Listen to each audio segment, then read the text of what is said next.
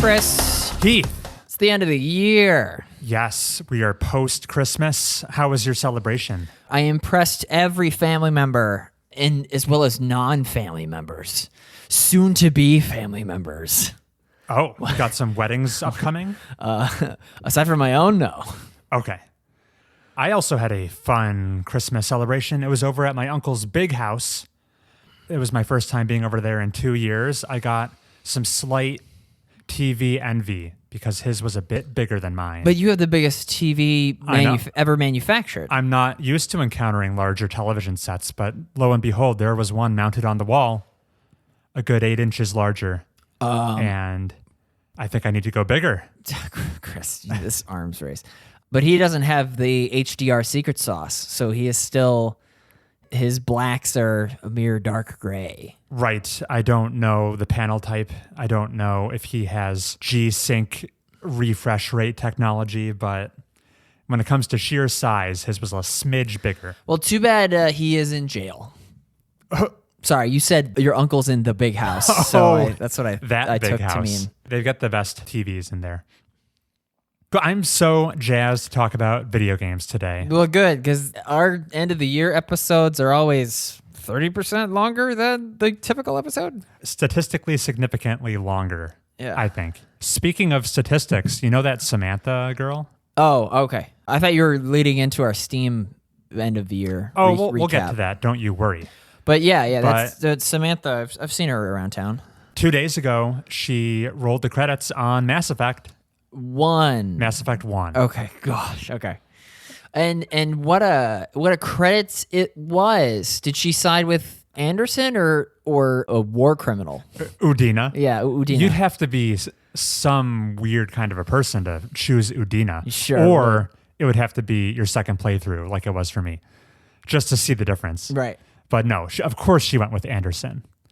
Council still alive. Hooray. And that's the only decision that matters at the end of Mass Effect 1. Yeah. Because I'm sure that she botched the Rex. What's the special battle on that planet? Vermeer. Yeah, Vermeer. She botched the Vermeer.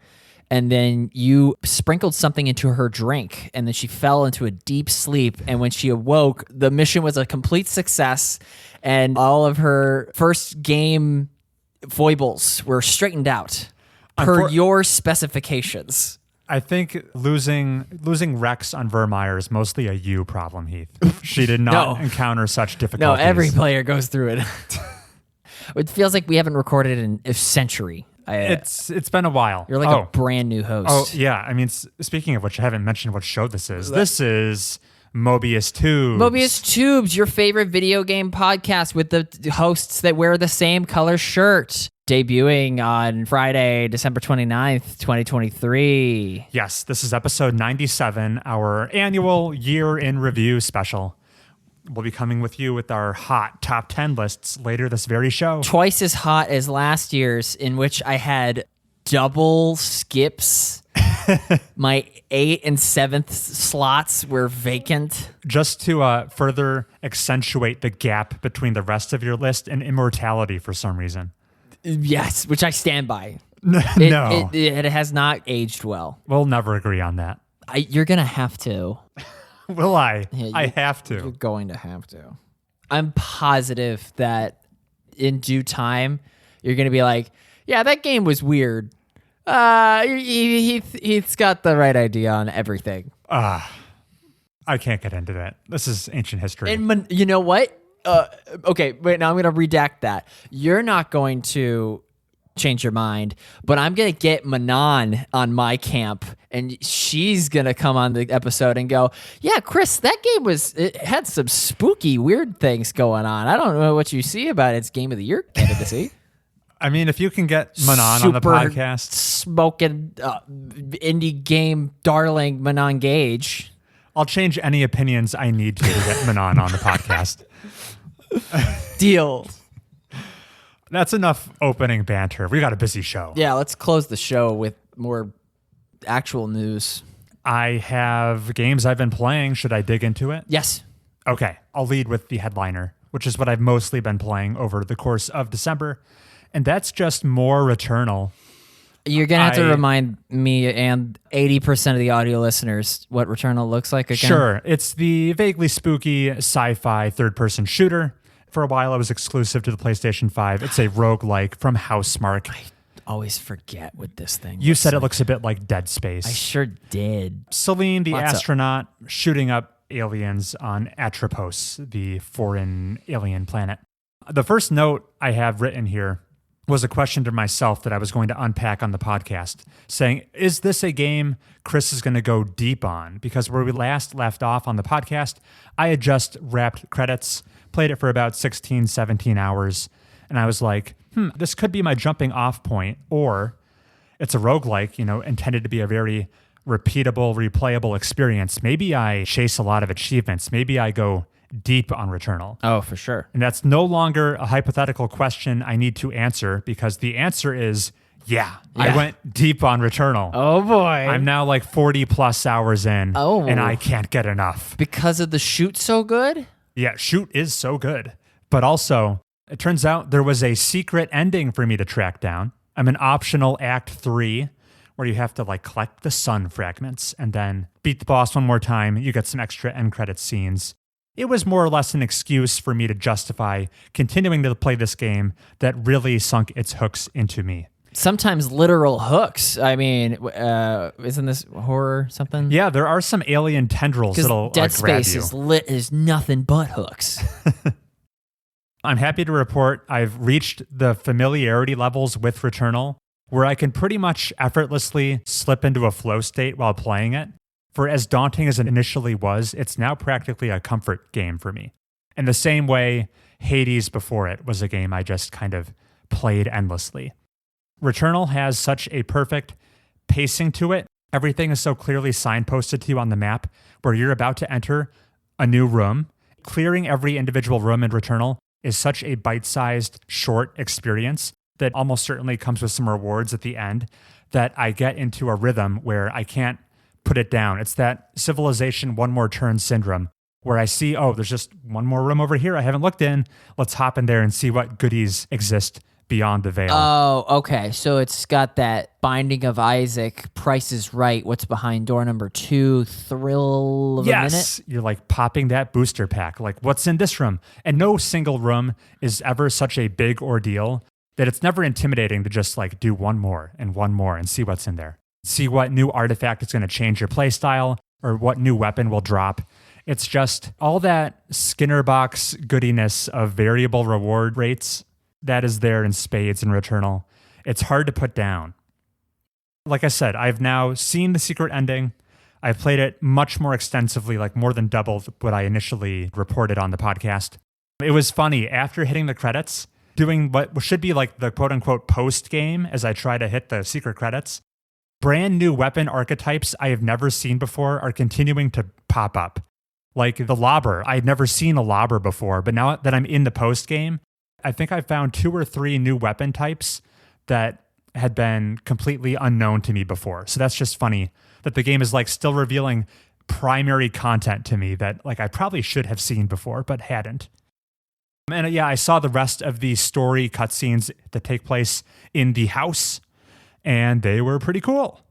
I would have liked to see them before I hit the credits, but better late than never. In the house? I thought this took place in space. Yes, it's a weird game. You're in space, but there's a random 20th century house you just walk into. It's Control. It does have Control vibes. This says Remedy game vibes. It's influences it wears on its sleeve, for sure. I thought of a potential criticism for Returnal. It's a roguelike game. That genre prides itself on having lots of randomized variety. The level layouts change, the weapons you use change, and that's what keeps them so repeatable. And my criticism was, as a roguelike, does Returnal have enough variety? What's the answer, Chris? The answer is, I have the answer. It's maybe. I don't think play styles on a run-to-run basis in Returnal are that wildly different. What influences that will be what weapons are you using? What artifacts that bestow run-to-run passive benefits to you do you happen to find and come across? I don't know if it has quite enough variety, or maybe the issue is it just doesn't dole out its variety fast enough. It was hard for me to tell because I kind of just ran through the game so quickly. Like the game didn't have enough time to show me its entire arsenal. I was already done. That's how I feel about Dredge. Oh. I was already done before I got ship booster, whatever, and I didn't even need to spec into that fishing rod. Okay. There were progression. I didn't even need the lobber fishing rod. Got it. So I'm not sure Returnal is the most replayable roguelike out there, but... No, because that is... Slay the Spire. Yeah, Slay the Spire, I think, has it beat. Probably Dead Cells has it beat.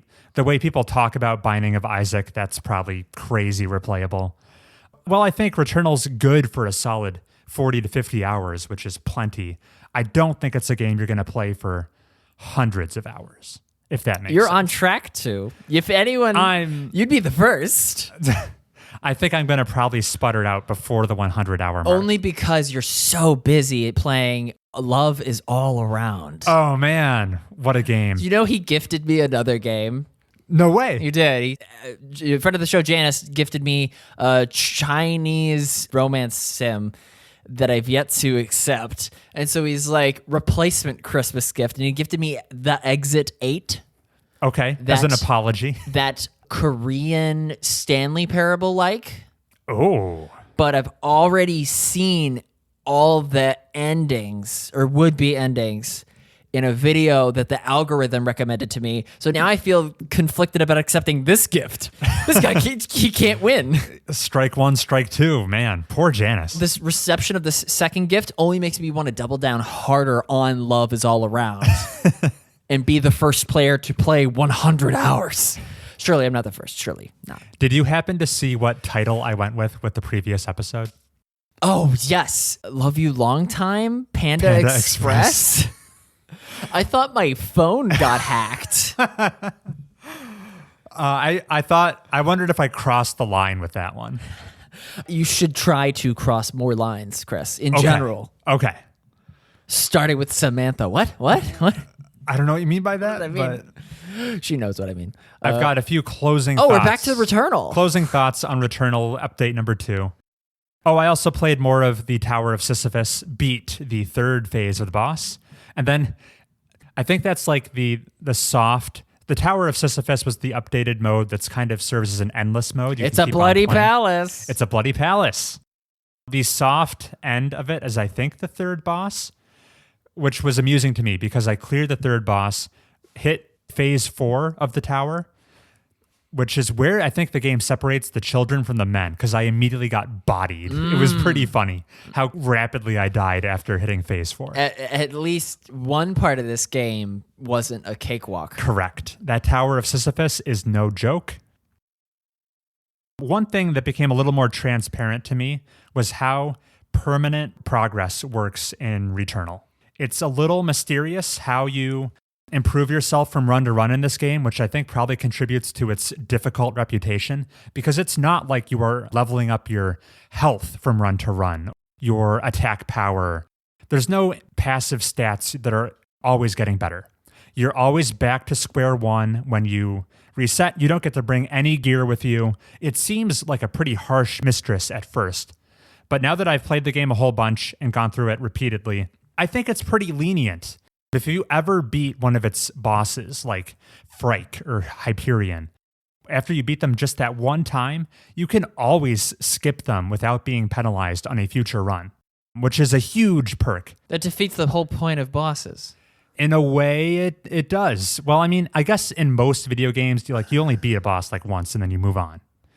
But in this repeatable, replayable roguelike, you beat them once, you then have the option to skip them on future runs. Like, so imagine if your teacher was like, "This, you can skip this test." It only asks you to demonstrate your mastery once, is all I'm saying. You beat them once, and you can skip right by them on all future runs. They will no longer be a big tax on your resources and your health. Which makes total sense in a roguelike. Okay. Yes. Oh my God. It's almost like you'd be crazy to attempt it. Yeah, I haven't, since beating Frike, I have never fought him again. Unless they're total fountains when you beat them? The only boss you need to beat is the one at the end of the run to prove that you've Right, won. yeah. Yeah. All the ones in the But when in the you middle, when you beat Frank, what's his name? Frike. I'm gonna call him Frank. When you beat him, do you get Lobber level 2 bonus health bonus? Yeah, he'll it's drop like Vampire Survivors. He'll drop some goodies for you. Yeah. But those probably don't outweigh the health and consumables you need to spend to beat him. So the fact that you get like a hall pass to just walk by him for the rest of the game, that's a pretty huge boon. And similarly, while you don't have any like permanent health upgrades, as you use weapons more and more, you'll unlock permanent traits that can spawn on all future weapons, which can make a weapon you've played with before, when you see it in a future run, it'll be orders of magnitude stronger. Did Hades do that? Did Transistor do that? I'm not equipped to answer that right this very second, but possibly. You can definitely improve your weapons in Hades, that's for sure. But yeah, so the game's progress does exist. It's substantial. It just was a little opaque to me at first. I think if you grind this game, you can beat it. You just need to hoard resources, beat Frake that one time, never face him again. Then skip right by him, use all those resources on the next guy, beat him, you're in the clear. Returnal, I think its reputation for its difficulty is probably overblown. And I would encourage any listeners who have access to Returnal who think it sounds interesting, maybe give it a try. Don't be too intimidated. So that's that. And then just to relate Returnal to current events at the end, this is the last my point on Returnal before we move on. This is maybe pure coincidence, but the studio that made Returnal, Housemarque, they've been acquired by Sony. They're now a proper first-party studio. Congrats. Being acquired by Sony is good, right? Because if you're being acquired by Microsoft, then you make Red Dawn. That's what it was called? Redfall. Yeah. Which was bad. I won't pass too much judgment there one way or the other. Who do you want to be acquired by, Chris? Who do I want to be acquired by? Lucas Pope would be pretty cool. Oh, I mean, yeah. Yeah. I wish he was my dad. But anyway, this game, maybe it's just me reading into things too much, but it seems to have left quite an impression on the rest of Sony's first-party studios. Oh, they're all like looking over the cubicle at Housemarque? They're all copying Housemarque's homework. God of War Ragnarok, just at the Game Awards, stealth released that new Valhalla mode, which is a roguelike mode, seemingly taking inspiration from Returnal. Oh, and just as an aside, Valhalla was kind of like stealth released somewhat unceremoniously. From what I've heard, people who have played it, they're like, oh man, this update is great. It's a free update. Sony could have totally charged money for this. It seems awesome. Oh, Christmas. Yeah, it was a nice Christmas present. In Norse form. And then early next year, The Last of Us Part 2 is getting a remaster that includes... What? Yeah. Oh, yeah. Wait, did I already get upset about this before? I don't think we've addressed it. Okay. It's getting a remaster. It's called a no return mode, which is a roguelike mode. Suddenly, Sony can't stop themselves from releasing roguelike games. It's kind of funny. So yeah, maybe Returnal was quite influential on Sony's studios. And we have Frike to thank.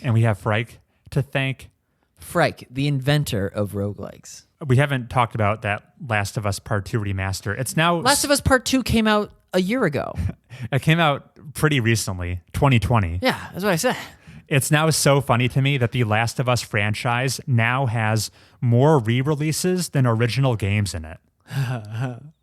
Because Last of Us Part 1 got a remaster and a remake. And Resident Evil's going for it. Resident Evil is going for it, but no, it's so goofy. Anyway, that's my Returnal update. What a game. Surely will appear on the top 10 list inbound. Stay tuned to find out. Over to Heath. Heath, what games have Heath been playing? Heath. Yeah, Heath. Well, I dispatched Bailey last night, said we need to put some time into a fresh game that we can then talk to Chris about. Because what have we been playing? Disney Dreamlight Valley. I put hours into Frostpunk 1. Did you? The two of us tried to play Civilization 6. Much to our chagrin, we just can't Civ 6 turns into a total bathwater around like turn 150. Unless you're really going for like big conquest and it's like a jam the whole way through. Just can't get a hang of like the loyalty system, and growth stagnates. There's no turn in Civ 6 that feels better than the worst turn in Civ 5. Oh, man. I'm such a sycophant. But let's dash all of that. We need to play a game that we can talk to Chris about on Chris's podcast that belongs to Chris. So I was like, boot up Subnautica, because remember, Samantha developed it. And so we played Subnautica for as long as I could manage. We died of thirst twice. And it's Subnautica, right? That's funny. It's an underwater game. You're underwater. I die of thirst every time. I can't make bleach. Try as I might. Oh, that's your issue. You're drinking the bleach. No, I need bleach to disinfect the water. Okay. I'm dying of cholera. Wait, is that how that works? I need oh no, audio listener, don't try to disinfect potable water with bleach. That sounds wrong. But that's Subnautica. Ooh, side note. So Christmas happened, right? My parents live near an Amish market now. So they shopped at the Amish market. Did your parents move? No, they bought another house. So the Amish are like, here, we're Amish. Take of our wares. And do you know how I have infinite nieces and nephews now? Yes. Because my brothers and sisters are just cranking them out. What do all the nieces and nephews get for this Christmas? Little Lego blocks that are edible. It's like candied Lego stand-in blocks. That's training them on some dangerous it's ideas. It's very problematic. Because what? You only... Yeah. It's begging for choking hazards. Yes. Yeah. We're taking a huge risk. Tempting fate. So, why did I bring that up with Subnautica in mind? It was just a fun non sequitur. It was very sequitur. It was not non. Okay. I'm sure I can. Okay. Anyway, so I'll come back to why that mattered in a moment. Subnautica. It's underwater Minecraft, as we all know. It's got two game flavors, right? Search and build. Is this like separate Minecraft modes? No, this is yes. Creative and survival. Well, yeah, but that's only in like minute 0 when you're in the menu. Okay. But like once you're in survival, right? I was digging the search element as much as any of us would. My kingdom for a flashlight. I threw a flare in like the first 2 seconds, and that flare lasted a long time. I really should build another one. I think Subnautica succeeds in its resource management. Every time I needed materials to make a flare or a standard oxygen tank, I would compete with the resources I would need to make a scanner tool, the repair tool. Oh my God, my escape pod vessel that you start in, it's busted and I need a repair tool, but I can't find that sulfur that's only in caves. I went through a couple of caves. The entry-level cave that you first spelunk, great Outer Wilds-esque maze-like caverns, especially when you're limited on your oxygen supply. You got to trace your way back out to the surface if you want to escape with those resources. Plus, the ebbs and flows of I'm gathering lots of resources. Oh, the ship that crash landed way over there has a radiation blast every so often, and it like deletes some of your progress. So it's like 2 steps forward, 1 step back. That's a good element. I'm happy it's there. I'm surprised that doesn't come across as frustrating. Well, if it were all daisies and lollipops in Subnautica, I feel like I would tire of it. It would feel like turn 150 in Civilization 6. But because of certain small challenges that need to be overcome, adds to the experience. Though sometimes if you can't find a certain missing ingredient that you need to make the bleach, what are your chances? I mean, the water meter refills upon respawn, but yikes. I didn't play enough of it for it to be on my top 10, but you know what I should have done instead of playing Subnautica last night? What was that? I should have played Mobile Suit Baba. Have you heard of this? Is this the sequel to Baba Is You I've never heard of? Type in your favorite video watching platform, Okay. Mobile Suit Baba, and watch the trailer of this Into the Breach-esque Baba Is You spinoff. Surely you jest. The second I saw this, it's like 6 days old, right? Yeah.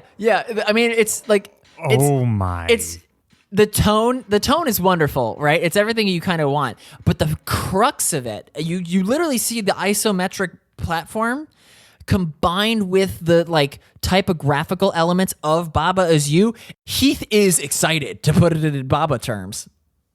Wow. Yeah, isn't that like exactly? So this is like a fan project? It's $4 on itch.io. Whoa. I totally forgot about it. Otherwise, we would have played it last night to completion. Otherwise, this would have been your number 1 this year. Yeah, don't get too excited. Yeah. So I ought to have played that. Do you think like Subset Games and the Baba Is You guys signed off on this? Well, they're probably just like Housemarque and God of War over at the Sony offices. They're probably just like in each other's cubicles, being like, "Oh, we like your stuff. We like your stuff. Let's get busy." I'm sure you can't copy that formula that hard without a certain blessing. Yeah, it looks like Baba is in the game. Yeah. Isn't it? I'm gonna play it. I'll let you know. It'll be like my first game of next year. You know what I wanted to do as a bit? 2 things. I wanted to bring in like a classic sealed envelope.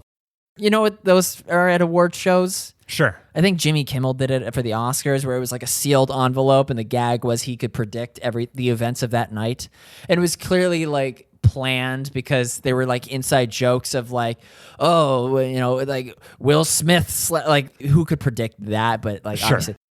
So it's a wink and a nod to the audience, but I wish I had a sealed envelope of your top 10 picks. That would have been fun if I only gotten here sooner.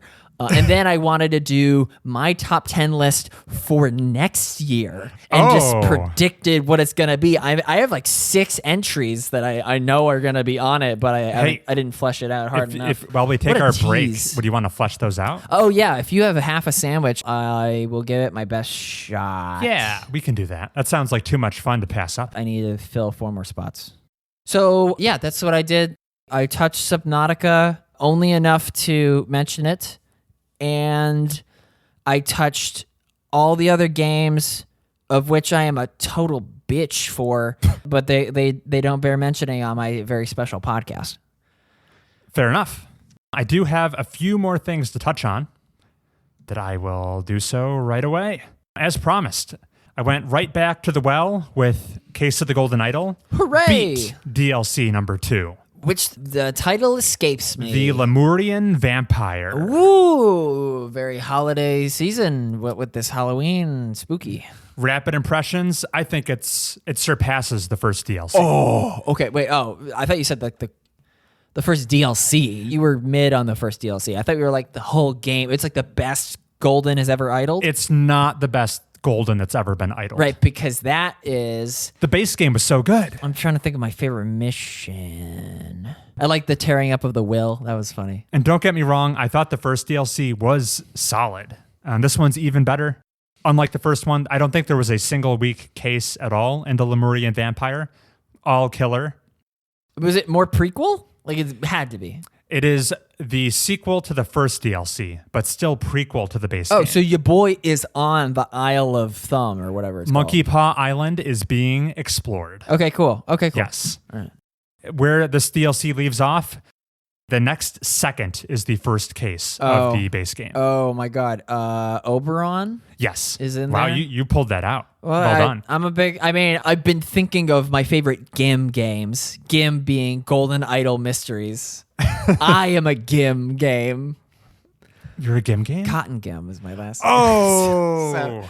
It's been on my mind, and then I'm positive that the vampire itself is like a fabrication of the Cloudsley Boys to get the idol. I'm already guessing it right now. Well, I would recommend people probably should play the first DLC first, since characters introduced in DLC 1 pop up in DLC 2. So I would recommend playing both, even though this one is stronger.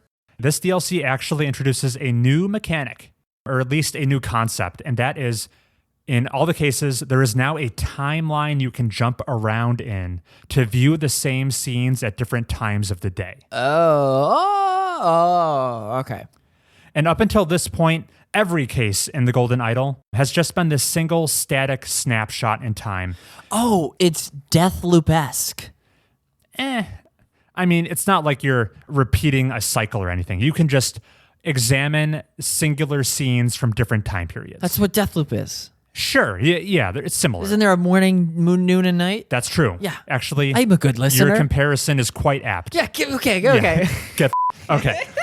And honestly, this is hardly a criticism, but it felt like the developer was finally releasing himself from self-imposed constraints with limiting himself to just one time period. Now I imagine it's just so much more flexibility for him to communicate information when designing scenarios when he can hop between different times of day. It almost felt like a little bit of a cheat, but I can hardly fault him for it. Yeah. And it's also pretty interesting for you, the player, going through it because you literally have an extra dimension to play with now, that dimension being time. And there's like so much you have to infer what's going on based on what's different in one scene from this time of day to the next. It's just a whole other element to play with. And I think the Lemurian vampire, excellent case of the Golden Idol mysteries to solve. How many chapters? 3 chapters. Okay. Yeah. Par for the course. Yeah. It was so good.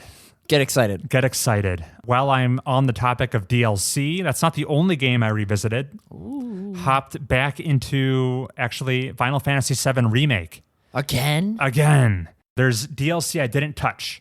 This was released as part of the FF7 Remake Intergrade re-release. I've heard of that. Which just introduces this Yuffie DLC.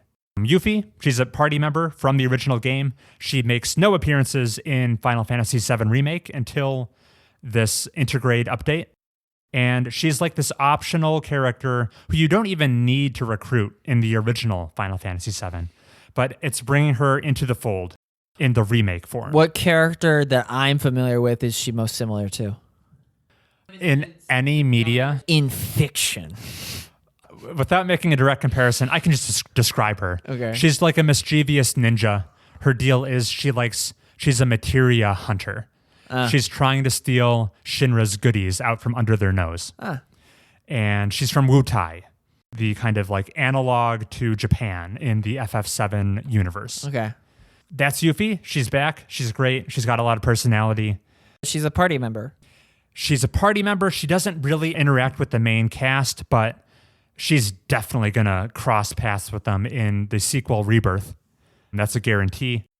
The highlight of this DLC for me was probably the minigame called Fort Condor. This is basically Gwent, but for Final Fantasy. Oh, God. Yeah, it's like this. It's the concept of what Fort Condor is very amusing. In the same way Gwent is really funny. Gwent is the minigame from Witcher 3 for the uninformed. In the Witcher universe, people apparently play this trading card game that has Geralt and his buddies in it. Like Geralt is playing a card with himself on it. I totally forget that detail. Which, don't try to think about it too hard. You'll break your brain. But in a similar way, Fort Condor functions, where it is like a recreation of the Battle of Fort Condor, which hasn't happened yet in Final Fantasy VII Remake. It's an event from the original game, which I guess they know about. It's just goofy. Don't try to think about it too hard. You'll hurt yourself. But it's an elongated form of rock, paper, scissors that you're deploying units in 3 different classes: Vanguard, Range, Defense, and they bash up against each other. It's almost League of Legends, like you've got these lanes going on. Anyway, you can challenge people to Fort Condor games as Yuffie. It's quite amusing, especially when you encounter Roche, the anime-ass biker guy, boss. I like that guy. You can play Fort Condor with him. He's such a fool. If you told me you get to play a board game with Roche in this DLC, I would have played it way sooner. So that was great. And then it's basically more of the same. Yuffie has her own moveset. It's pretty fun. She's like a primarily ranged character. It was unique. And the ending of this DLC introduces some characters who I had never seen before. And I'm like, man, clearly they're presenting these guys like it's a big deal. I should know who they are, but I don't, having played the original. So I did my research, and it's interesting. This DLC, it seems to be more explicitly tying together some of the more extraneous Final Fantasy VII lore that's out there. They introduce main antagonists from this spin-off game called The Dirge of Cerberus, and they pop up as cameos. That name's so familiar. Yeah, it's a game I've heard of, but don't really know anything about. But yeah, it's interesting that this remake opportunity seems to be Square Enix's chance to more cohesively tie together all the niche parts of Final Fantasy lore into one package. They're really going places with this remake. It was a fun time. Ultimately, I thought the DLC was pretty okay. It didn't blow me away or anything. I've got one more game to tell you about, Heath. Oh, boy. It's a new one. In this last segment, I'll attempt to answer the question, what the golf? Oh, yeah, okay. I played What the Golf. Great. How much do you know about What the Golf? Plenty. Okay. Yeah. For the uninitiated, this is a short little puzzle game where you spend maybe the first 90 seconds golfing, and then it quickly goes off the rails. If you want a cute puzzle game that takes just a couple hours to beat, maybe it's best to play this while not listening to the rest of this segment, because I'll have some light spoilers. Yeah. Just use the timestamps to skip ahead. But if you need to be sold on What the Golf, here's how I'd pitch it. This game is just hundreds of jokes about vectors. Vectors like the physics concept of a direction and a magnitude. They just take the concept of a vector, which is kind of what you do in any video game golfing game. You aim, the bar fills up with a magnitude of how hard you're going to hit the ball, and then you try to get it in the hole. And it just takes the basic premise of a vector and runs with it in every direction possible. Like one of the most tame examples is the hole you're trying to sink the ball into is moving around on you. And then the game gets exponentially weirder from there. It's explicitly a puzzle game. Weird sounds derogatory. It's like quirky. It's tongue-in-cheek. It's not like weirder as in like immortality gets weirder. Right. Like this is in the same way that like a Lucas Pope game would get weirder. This game is... It's for your benefit. It's full of personality. It's full of dad joke style humor. Yeah. It's also, earlier in the year, I played and quite enjoyed Dead Cells. I said it had so many indie game crossovers, like the nail from Hollow Knight is in there. How fun. Well, move over Dead Cells. What the Golf was like a more impressive crossover game. You'll be surprised what deep cut games this is ripping off from. I should probably play this. I will spoil one and only one because it was my favorite. Okay. There is a whole hub world in What the Golf that is recreating levels and mechanics from Super Hot. I think I knew that. Instead of being a time moves when you move first-person shooter, it is now an isometric puzzle game where you're testing your reflexes to dodge bullets as a golf ball. Yes. Wild stuff that they just recreated the mechanics of Super Hot within What the Golf purely for a couple level gag. So yeah, this game is super cute, arguably like too cute. And while I enjoyed the 3 hours I played it, I don't think it's going to leave like a lasting impression on me. It is just a fun time. And because it's cheap and has a low time requirement, I'm pretty comfortable recommending What the Golf to almost anybody, especially if you've played some of the games it's referencing. Then it's just oodles of fun. And that's everything I've played in the past month or so. Great. Phew. Well, just an aside. Do you have Amazon Prime? I do. Samantha was telling me through her Amazon Prime subscription, she got a free copy of Deathloop. No way. Maybe worth looking into. Let's get my live reaction. Okay. You know what game the audio listeners are wishing we played before the end of the year? What's that? It was Genshin Impact. Oh. So we could talk about the Oratrice Mecanique d'analyse Cardinale. I messed that up. I'm going to try again. So we could talk about the mechanic. Oh, I messed it up even harder. So we could talk about the Oratrice Mecanique d'analyse Cardinale. Come again? Are you familiar with the Oratrice Mecanique d'analyse Cardinale? You know, I'm not. It's a TikTok dance. Oh. Because the voiceover artist for that line of dialogue and how rhythmic it is. They put it to the beat of Another One Bites the Dust. Oh, okay. And it's a jam. It's a new hot TikTok trend. If it weren't like just cringy anime OCs doing the dance, I would totally get behind this. So how is that incorporated into Genshin Impact? Is it like an emote? No, I don't think they capitalize on that. I think they treat it as serious as metaphor triangle strategy. What's the Persona next game called? Metaphor Fantasia. Yeah, they treat it as just like word salad. Okay. But the fans have like taken it and run with it. Oh, okay. And like the voiceover artist has like shot like a cute video, and everyone's having fun with this. And I'm so happy I was able to bring it up to you. Me too. Where Amazon? How do I buy this Deathloop for free? Anyway, should we take a break and talk about our top 10s? Yeah, we'll come back, take a break, and recap our favorite games of the year. See you then.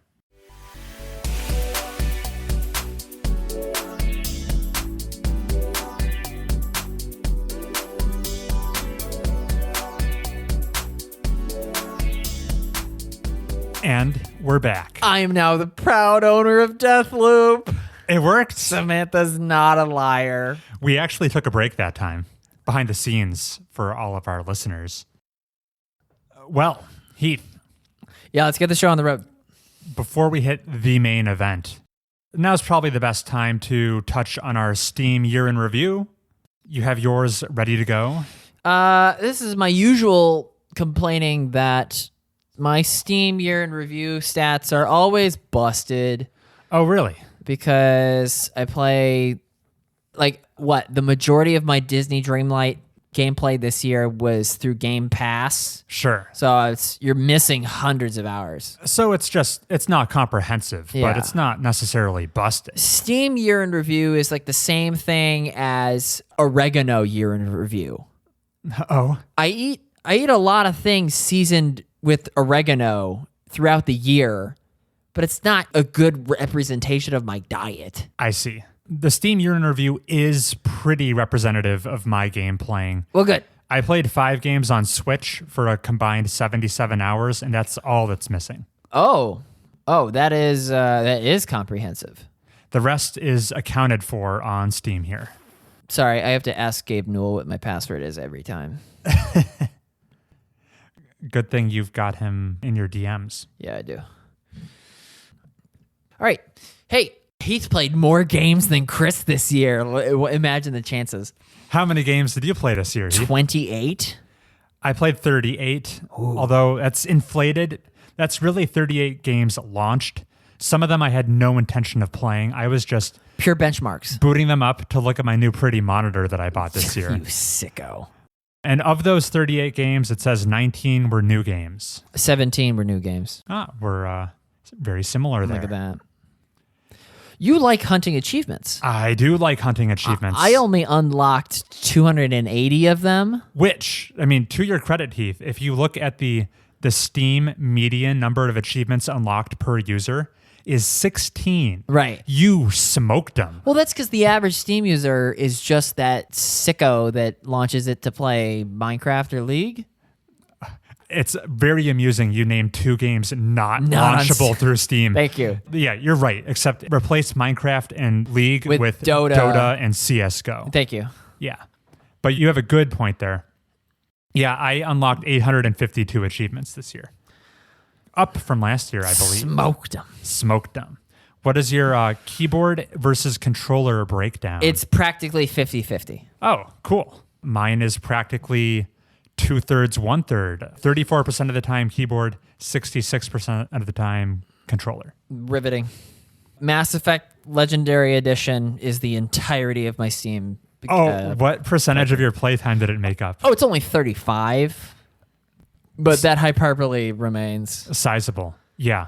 To contrast that, my most played game of the year was Final Fantasy VII Remake, and that only accounted for 8% of my playtime. Oh, you have a broad cosmopolitan palate. I spread the love. Yeah. Second most played for me was Doom Eternal, also with 8% of playtime. And third place was Sekiro, also with 8% of playtime. I played them all like the same amount of time. That's your goal. Yeah, everything must be equal. What were your other top contenders? Dredge and, oddly, Vampire Survivors. Vampire Survivors was my number 4. It creeps up on you. What was your longest play streak? 7 days. Okay. Mine was 18 days. I might have just left the thing running to justify that. What percentage of the games you played were new releases? 18%.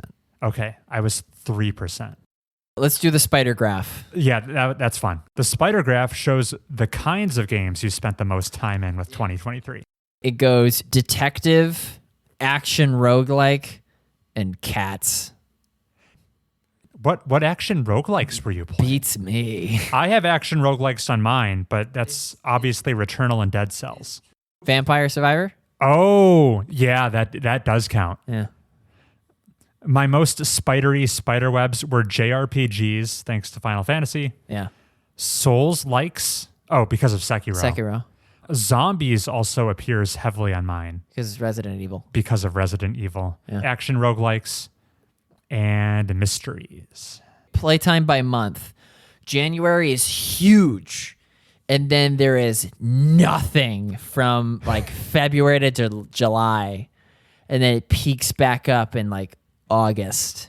What the most interesting thing to me about my playtime by month was I compared 2023's chart to 2022's chart, and they were nigh on identical. Oh, yeah. Every month was the same relative order. I totally believe which that. is so strange since the life circumstances from 2022 and 2023 were very different for me, and yet it was all the same.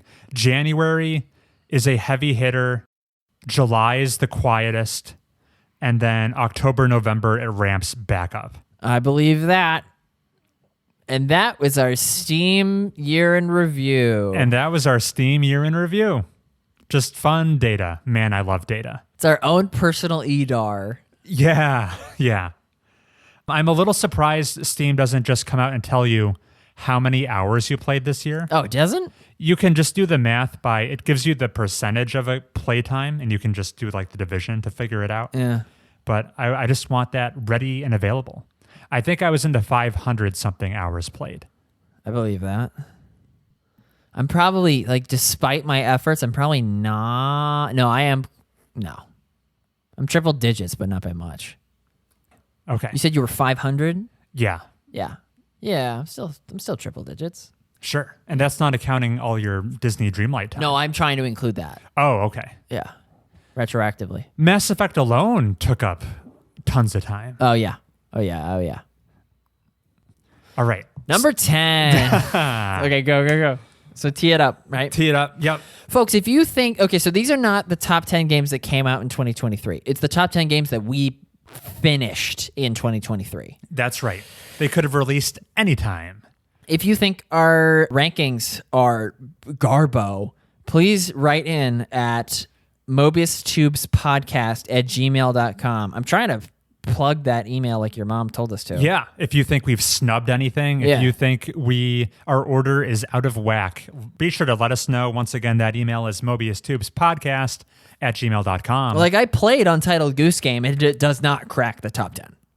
It did not crack my top 10. Then we're in agreement. Yes. Universal agreement. House is burning to its foundation as we speak. I have a opening preamble before we dive into the nitty-gritty goodness here. Yes, please. That is just that we've been doing this podcast for a little while. Yeah. 2021 and 2022, I came at the end of the year, compiled my lists. They were weak, I have to say. What?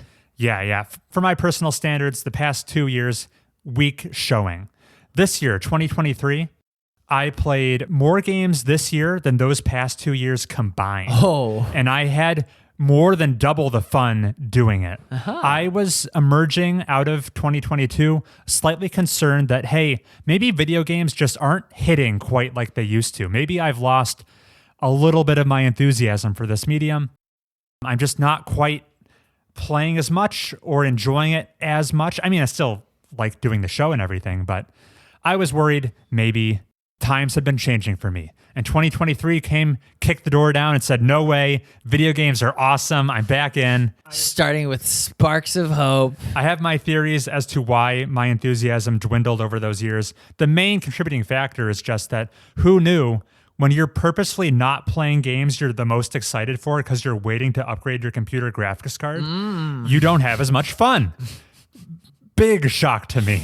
But now here we are. I'm back and better than ever. Man, I love video games. Heath, do you want to kick us off with your number 10? My number 10 was Katamari Damacy. You did talk about that. I got my hands on it for the first time ever. Very cool. It was hard to drive. It was control-wise. It was as difficult to control as Untitled Goose Game. But that was not enough to sway my adoration for that game. The last level is still all that I was hoping it would be. Very good. You get big number, get big. That game plays with scale in such a fun way. All the levels that were before the last level, they were charming, still explored upon the theme. Remember, I only got to play that. It was like a free weekend for Katamari Reroll. And you got to the final level. And I got to the final level. I mean, I didn't burn down every side quest constellation that they got. Aside from the last level, my favorite level would probably be like the city. Okay. Where you're just running around like at somebody's house, but then you roll down that really big hill and you can actually explore it. Fun member. Like, if you've never touched Katamari, I'm not going to say it's a must play because it is deliberately clunky to steer despite the remaster level of polish. Sure.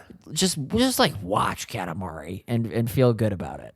It's a cult classic for a reason. Yeah. What percentage of your enjoyment can be attributed to that soundtrack, though? Double-digit excitement. Yeah. It's so good. Bailey made fun of me when I started singing along. It's hard. She's like, how do you know the lyrics? And I was like, leave me alone. Yeah, that's Katamari's number 10. Nice. My number 10 favorite game from this year.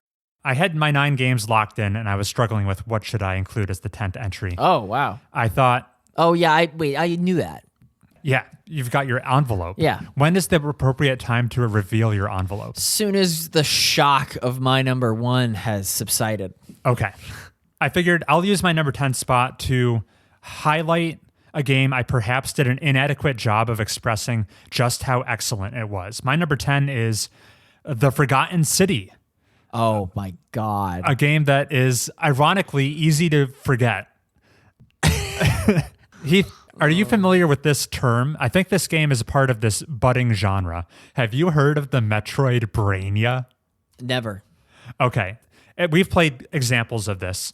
It's the hot design trend where your progress is not artificially blocked by key objects or progress bars or experience levels. Your knowledge carries you through. Outer Wilds is maybe the quintessential example. I love games that do this. Forgotten City is one of them. If you know what to do, which you won't when you start playing this time looping ancient Rome exploration game where you're trying to crack the curse on this ancient Roman city. As an outsider, time traveled back to this city underground. It's underground? Yeah, it's like locked in this cavern. No one can escape. That's why it's persisted for so long. And you're trying to break the golden rule that afflicts this community where everyone gets punished if anyone were to commit a sin. Anyway, that's the elevator pitch for the Forgotten City.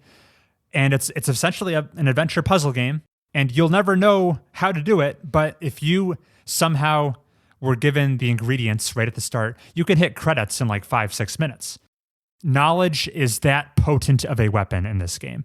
And I love any game with design chops to tackle that challenge. So cool to me. Getting to intimately know the small community of people trapped underground, this 24 cast of characters, and you get to know every single one and their relationship dynamics with each other.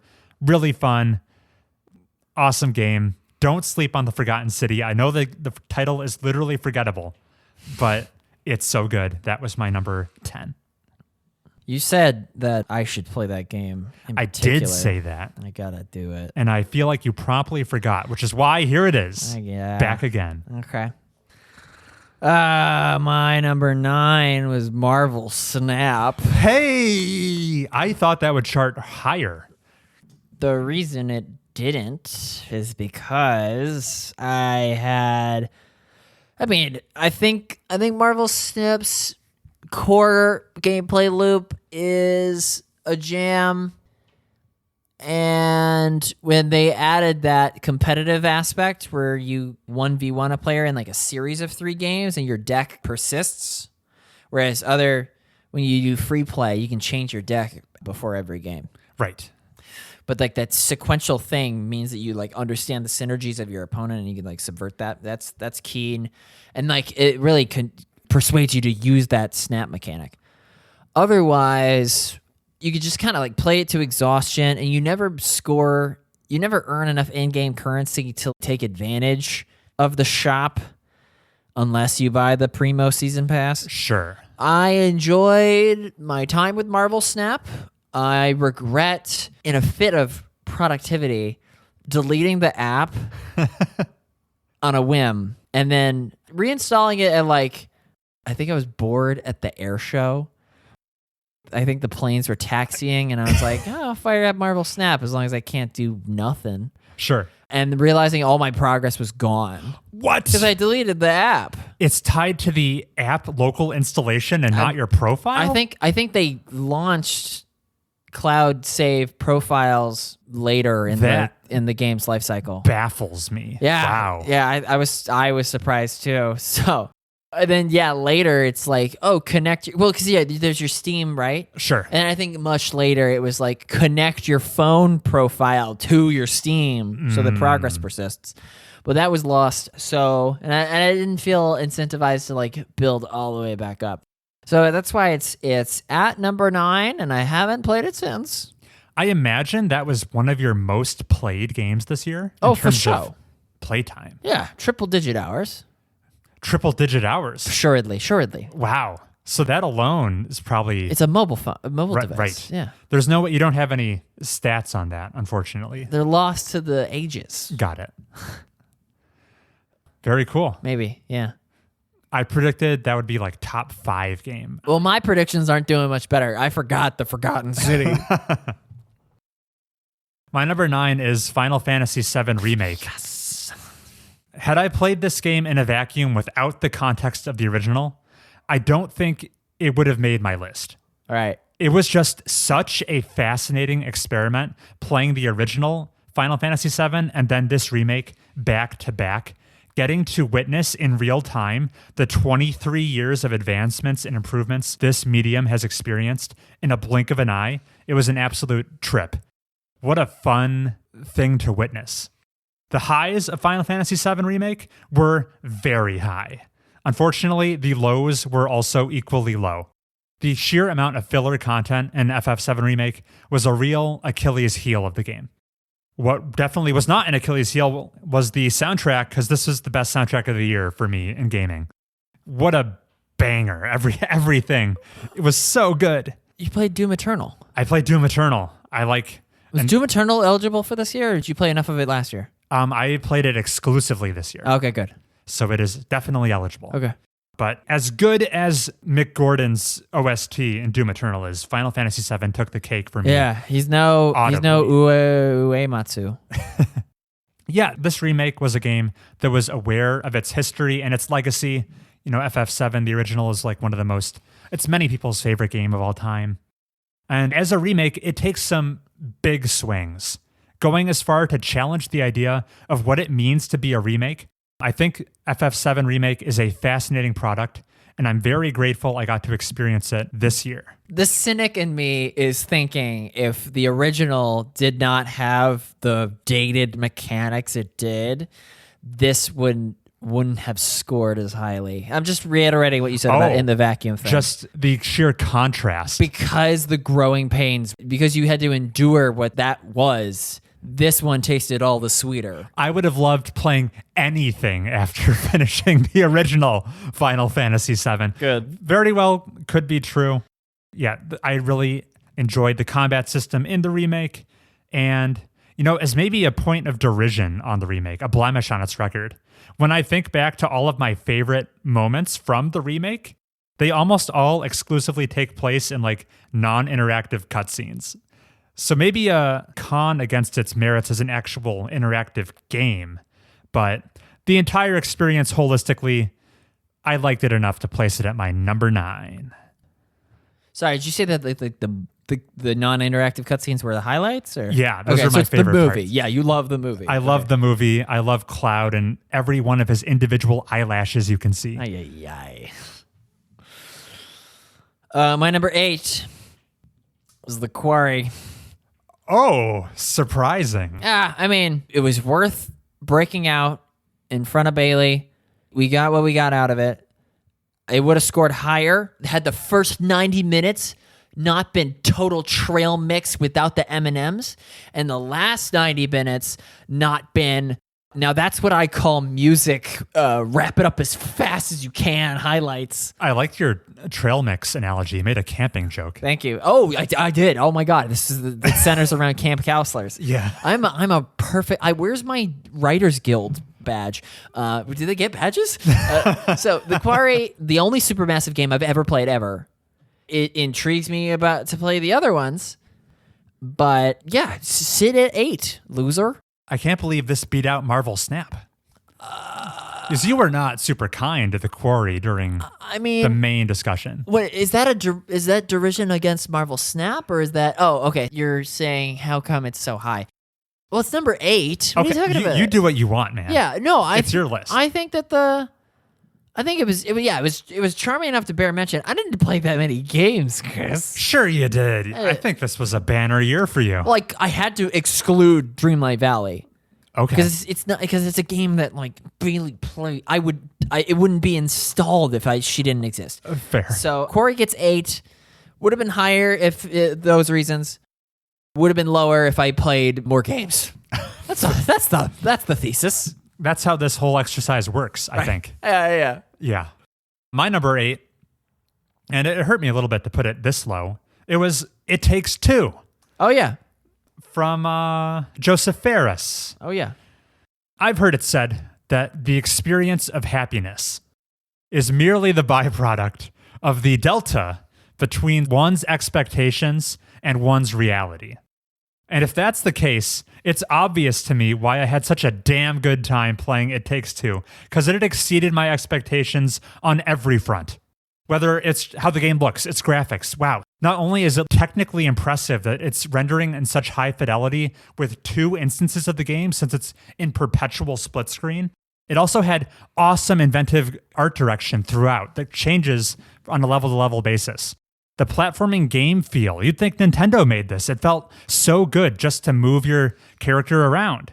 The puzzles, surprisingly involved physics-based puzzles, the solutions of which I would have never anticipated Joseph Ferris could make such a cerebral puzzle game.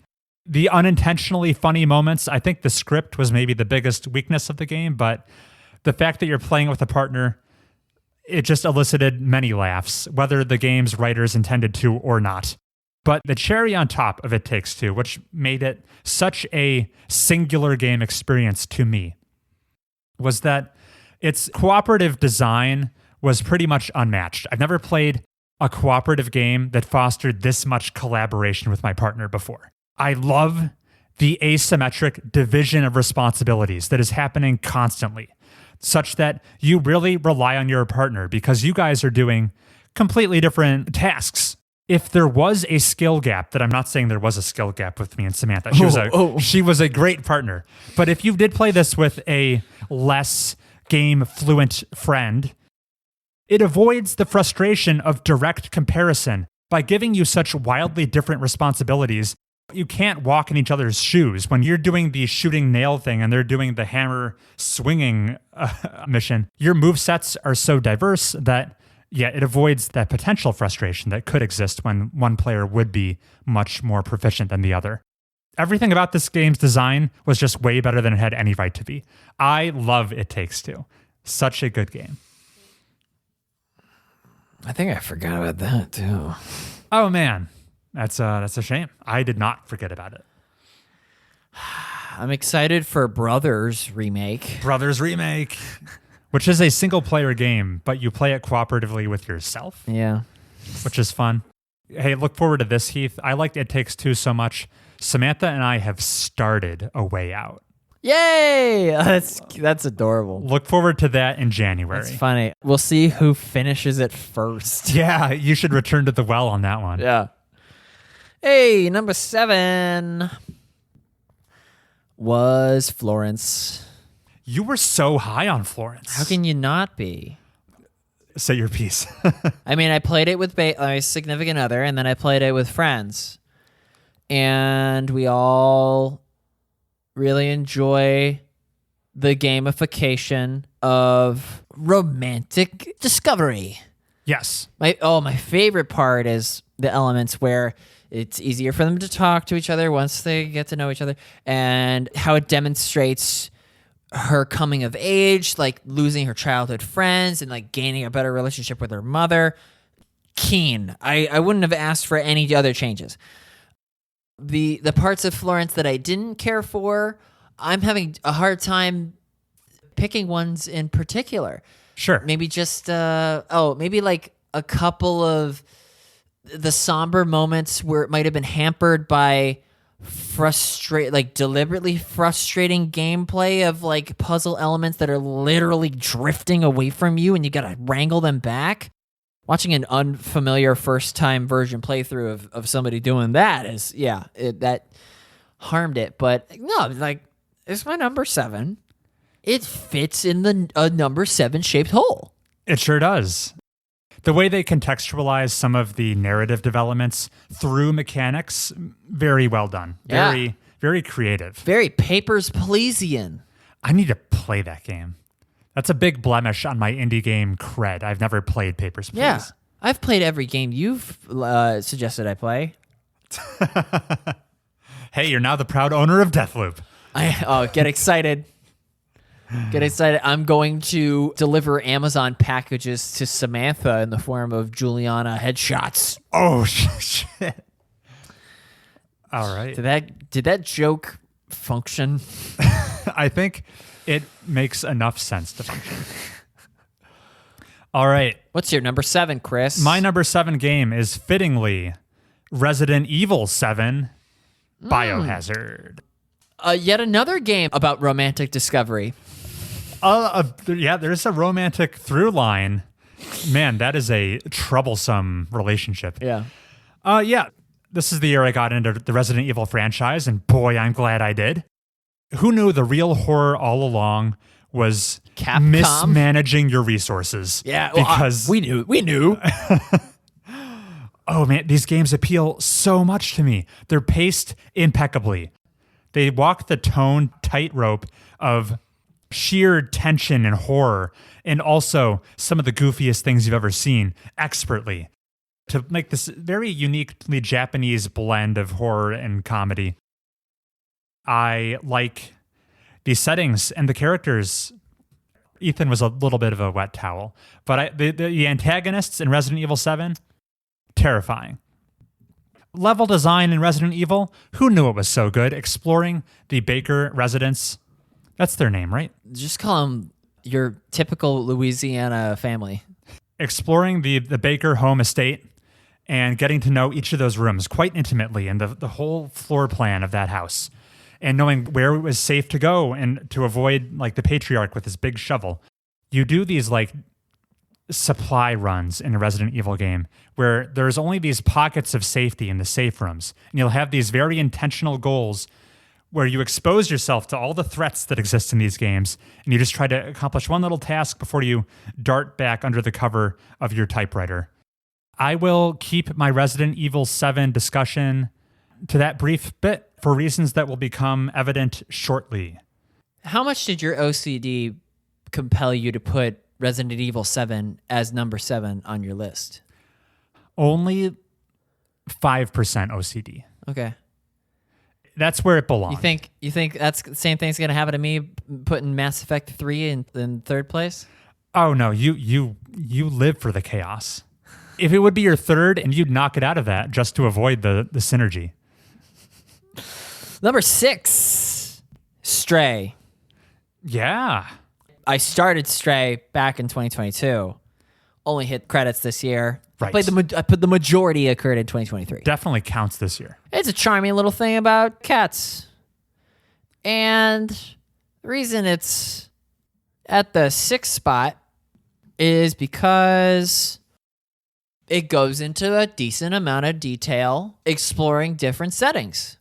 I had no knowledge of like the city and no knowledge about the very end. And I am going to need you to ask any follow-up questions because that's all I really feel like mentioning in Stray. It was a game you were invested enough to install mods for. Well, that was just a flex on my significant other. You altered the cat's color. To match the cat that was in the same room as the console. How much of your real IRL's cat's attention did this game attract? Oh, okay. For the video watchers, throw in this clip. See? And that was that. That was number 6. That was number 6. My number 6, I've got some explaining to do, Heath, because my number 6 is actually Resident Evil 2 Remake. Well, yeah. If listeners recall, the last time I talked Resident Evil on the show, my entire thesis was outlining why I preferred 7 to 2. Oh, I forgot about the thesis. And now here they are, and the order's been reversed. What's going on, Chris? Oh. Well, first of all, the entire time they've been neck and neck for me, which is why they're back to back on this list. Maybe it has something to do with the fact that Resident Evil 2 was the game that popped my RE virginity. It was my introduction to the franchise, and it has a special place because of that. Everything I stated in my previous podcast thesis, I stand by. Resident Evil 7 does have the better boss encounters. It does have the more unique setting. It does have that elevated sense of horror. That's all still true. But if I'm being honest with myself, I think Resident Evil 2, a couple months on, is sticking with me more. The level design of the police department lives rent-free in my head in a way that the Baker estate doesn't quite compare to. The protagonists in Resident Evil 2, Leon and Claire, much more endearing, way more interesting than Ethan ever was. They're more iconic. Mr. X, come on. Nothing in Resident Evil 7 quite lives up to the audio design, the visual design, the sheer sense of impending dread that Mr. X Tyrant elicits from me. He's a game design marvel. Resident Evil 7, it's true what people say. Once you leave the Baker estate and go to like the ship level, oh yeah, the game's quality does dip a little bit, and nothing quite like that happened in 2. It was more consistent. I think my favorite puzzles are, I believe, in 2. The chess piece puzzle in the sewer was a big highlight. I didn't prefer any puzzle in 7 quite to that. So if I'm being honest with myself, Resident Evil 2 slightly edges out Resident Evil 7 as my favorite of the 2 I've played. I can't wait to continue to explore this franchise. Who knew these goofy zombie games would be so up my alley? I think I did. Okay. I think yeah. You had a suspicion. Yeah. No, I'm trying to think of like a clear giveaway. You ever play any Capcom games before that?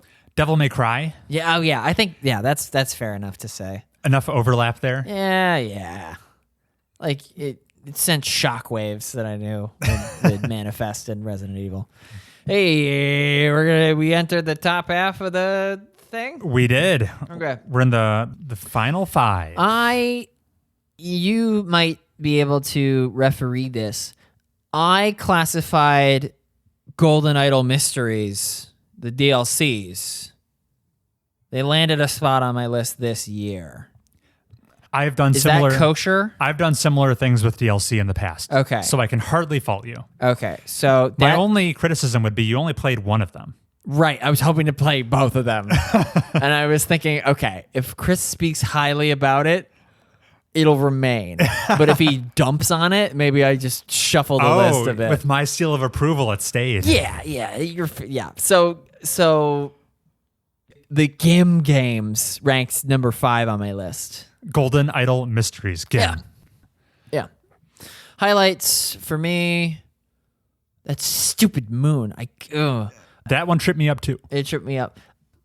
No, it's the straightest dopamine vector into my neurons, being able to logic my way to some solutions. Yes. It's clear. Like if you could strip away all the art design and strip away the sound design, if you can just program a logic puzzle with like colors and shapes, I'll still play that thing. See Wilmot's Warehouse. Yeah. It's number 5. We talked about it in the game already, It's almost as far up Heath's alley as a game could be. Watch me play Vampire of Lemurian Lankan Vampire. and be like, oh, I hate it. Total 180. Retcon the entire year. Oh my God. I will go on the record saying that will not be the case. Golden Idol DLC is my number 5. Excellent. My number 5 is Sekiro Shadows Die Twice. Ooh, yeah, okay. Where did you place that? Or is that remains? We'll find see, out. Yeah. Okay. In a year where I feel I played a particularly challenging catalog of games, nothing tested me quite like Sekiro did. Sekiro, I went on a journey with this game, man. In reflecting on my time with the game, I was slightly surprised to remember, oh yeah, I almost abandoned it right away in like the opening hours. It was that trying for me. Thankfully, though, the guy at the top of the stairs that did it? The Shinobi Hunter was putting me through my paces. I don't even know who that guy is. He's just got a big spear.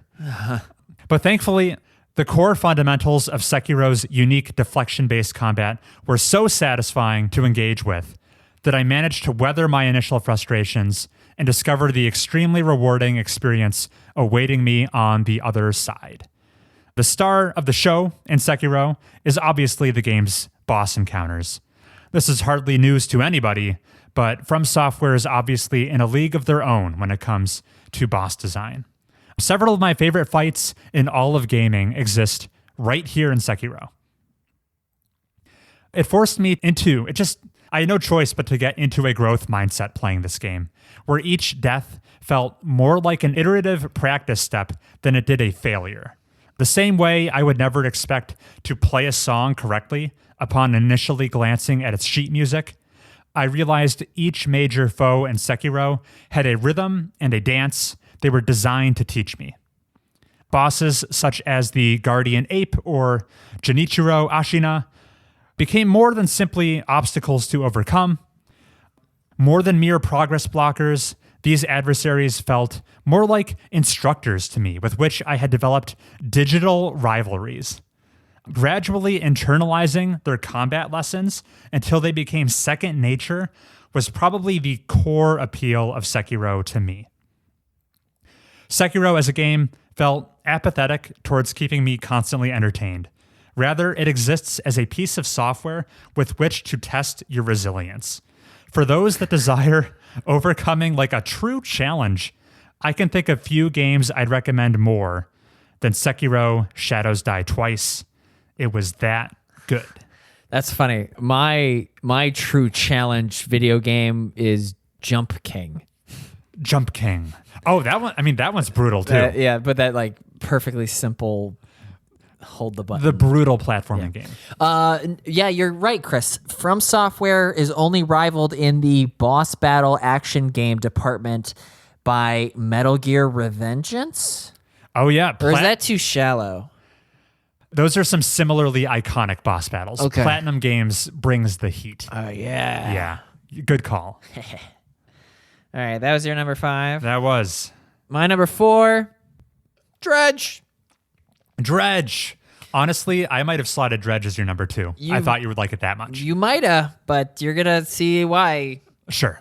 Dredge, it would have scored higher if, like we already complained about, the like the mid-game pacing. I didn't even bother with half the upgrades that it floats your way, pun intended. It understayed its welcome. It understayed its welcome. I breezed through the red light, green light boss in the jungle. Okay. You really need to, like, Dredge has got to tighten that up. Like, if you put Dave the Diver money into Dredge, it could be game of the year. It could be so much fun. And like really like double down on like the occult creepies. I wish you could like spec into occult and be the Lovecraftian fisherman and like get better benefits, but at the cost of your sanity, that kind of thing. Wouldn't that be so cool? That sounds like a fun tightrope to walk. Dredge should be an RPG rather than an adorable little simple indie discover fishing game. Go deeper with it. Yeah. Oh, yeah. Go deep. Okay. We could go all night, fellas. So yeah, it's Dredge number 4. That's a good number 4. My number 4. It was Heath's number 1 last year. What? It's the Case of the Golden Idol. Oh, good. I played it this year, and so here it is on my list. Okay. What a game. It's another one I'd lump into that, emerging genre, the Metroidvanias. Okay, that's the second time you've said it, and it bothers me, right? Because that's just saying that, what, if you know the solution, you can just complete the level in single breath? Yeah, there's the things seemingly blocking your progress are not actually, the solution is hiding in plain sight. You just need the knowledge to overcome it. Yeah, but you wouldn't call like Minecraft a Metroidvania. Even though if you know how to get an ender pearl fast. I'm triggered by this nomenclature. I think it's like not well thought out. It's just going for that Did pun. Jacob Geller come up with this? No, he didn't. Thank God. You can rest your grievances at someone else's feet this time. Okay, good. I'd say Case of the Golden Idol differentiates itself slightly from some of its contemporaries like Outer Wilds by having a more explicit plot and cast of characters. I dig that. Like when you play Outer Wilds, lovely game. You never... What's the name of the guy on the moon? I totally forgot. Yeah. Blurpo.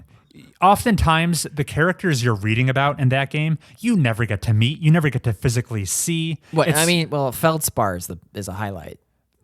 True. You don't even remember which one that is. Guilty. But the story in Outer Wilds, far more abstract than you'll find here in Case of the Golden Idol, where there is a plot progression from case to case, and there's a recurring cast of characters. The physics in Golden Idol is underwhelming, though. That's where Outer Wilds has got to beat. Yeah, it's very point and click. But every time you see, oh man, Peter Batley pop up, you're like, oh God, this idiot again. Yeah, you would get to know this eccentric cast, and it's great for it. But maybe the hallmark of a Case of the Golden Idol and this genre in general is that you, the player, need to uncover the plot twist. If the big revelation doesn't occur in your head, the game is not going to acknowledge it. Your progress blocked. And that makes the discovery of the twist all the more potent and meaningful. This is something that video games hold over other mediums, where other TV shows and movies can do X-Files. Can do foreshadowing masterfully. This is the year where I finished watching Attack on Titan, a long-running show. What's in the basement, Chris? That's a great question, Heath. Attack on Titan has several mind-blowing twists. I actually don't know what's in the basement. It's really good. Well, hang on. I think I listened to enough that I can piece it together, but the names are completely arbitrary. I think Attack on Titan has some of the best foreshadowing I've seen in fiction. It's that good. But the fact that eventually, because it is linear entertainment that progresses without your involvement, the twist will be revealed to you whether or not it's occurred to you. Video games, that's not the case. You must put into legwork and solve the mystery yourself. The revelation explosion happens in your head or it doesn't happen at all. I love video games as a medium. it's so cool that this occurs. Sorry. Is it My Hero Academia that does the illustration of like the arrows that represent the manga and the anime, and how the anime will go on a filler arc and like spiral out of control and then sync up with the manga? That sounds like that franchise, but I don't know explicitly what you're referencing. Okay. No, someone has to have shown that to you. I can't be the first. I don't even watch anime. What a great number 3? Number 4. That was my number 4. Wait, what was the game again? Case of the Golden Idol? Oh, my favorite. Your favorite. Great. Wait, yeah. Okay, so wait. We're not foaming at the mouth to play the sequel? Rise of the Golden Idol. Right? If there's an equivalently compelling twist in Rise of the Golden Idol, then you can say I am foaming at the mouth. What if the trailer for Rise of the Golden Idol is like Pony Island 2? Has more pro ZD in it. It's exactly Pony Island 2. Yeah, wouldn't that freak you out? What if Rise of the Golden Idol pulls a Nidhogg 2? Oh. Wouldn't that be weird? Wait, it's even grosser? I'm not sure that's a possibility. Sure. What were you trying to say before I said something? On to your number 3? Oh, okay, good. My number 3 is Tacoma. Whoa. Yeah. Tacoma charts this high. Of course it did. Okay. You knew it was gonna.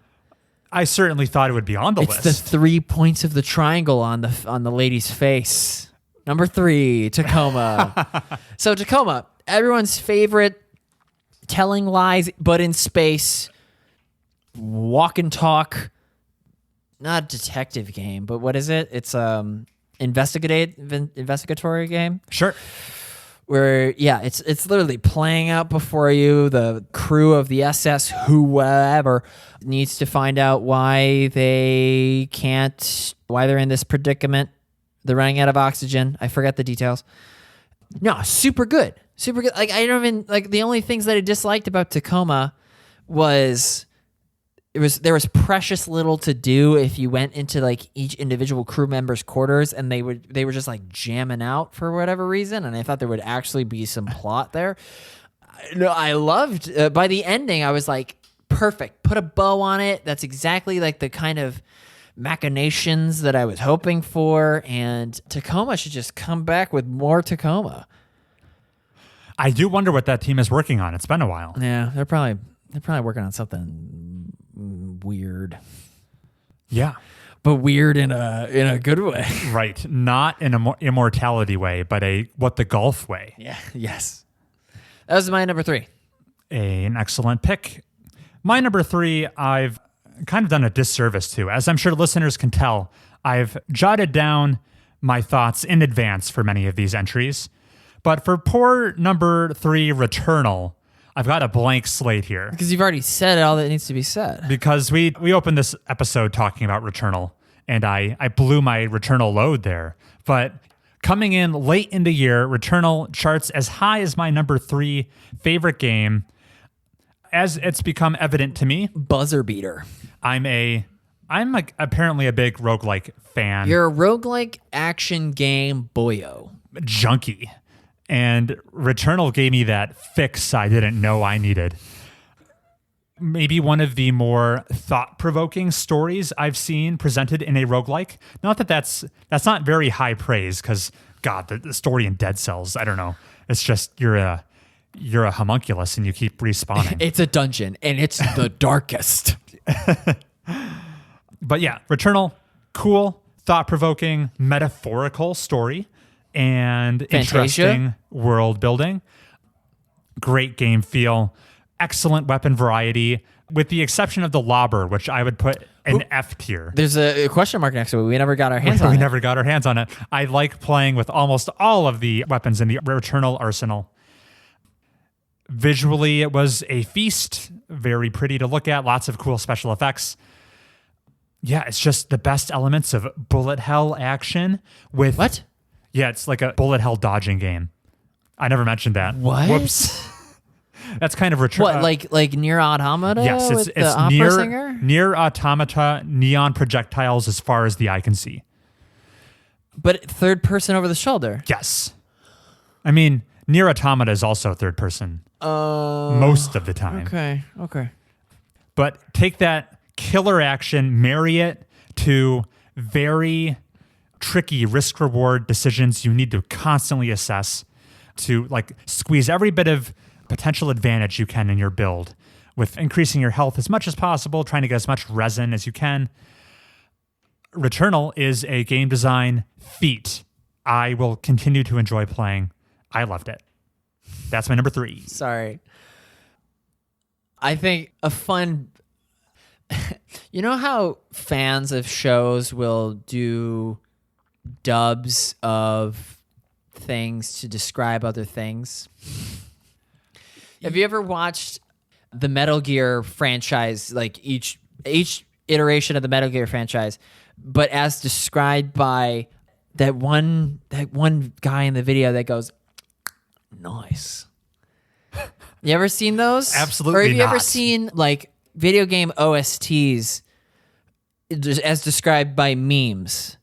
And it would be and it would be like I have seen those. It puts a visual to each song to like capture the mood, right? Yeah. So when you said gotta get that resin or something like that, it took me back to Death Stranding, because that's one of the resource types that you're trying to get to like build all the roads and stuff.